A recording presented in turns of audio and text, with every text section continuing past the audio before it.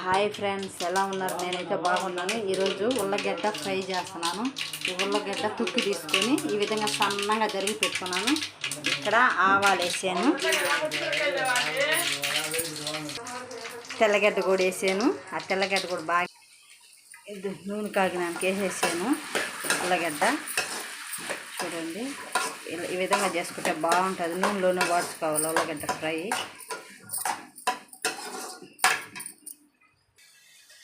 చూడండి ఫ్రెండ్స్, ఈ విధంగా ఫ్రై అవుతా ఉండాలి, కలిపెట్టుకుంటా ఉండాలి. అప్పుడప్పుడు అడుగు అంటుంది. అవి బాగా వాడే కొంది తినేని అంటుకుంటూ ఉంటాయి. అలా అంటుకోనికుంటా ఈ విధంగా కలిపెట్టుకుంటూ ఉండాలి. ఆ విధంగా ఉడుకుతూ ఉంటాయి. ఇప్పుడు దాంట్లో కొద్దిగా సాల్ట్ వేయాలి, కొంచెం పసుపు కూడా వేయాలి. వేసి ఈ విధంగా బాగా కలిపెట్టుకుంటూ ఉంటే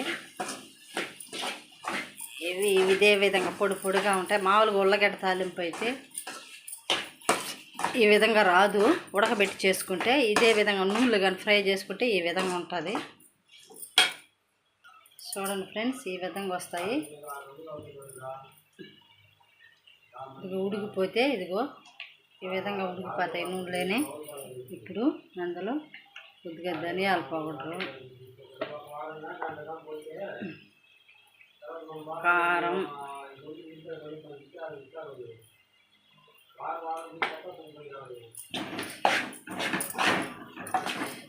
వేసుకున్నప్పుడు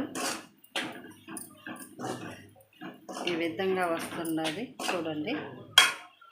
చూడండి ఫ్రెండ్స్, ఈ విధంగా వస్తుంది ఉల్లగడ్డ తాలింపు. చూడండి, మీకు కానీ నచ్చినట్టయితే నా ఛానల్ లైక్ చేయండి, షేర్ చేయండి, సబ్స్క్రైబ్ చేయండి ఫ్రెండ్స్. Bye friends.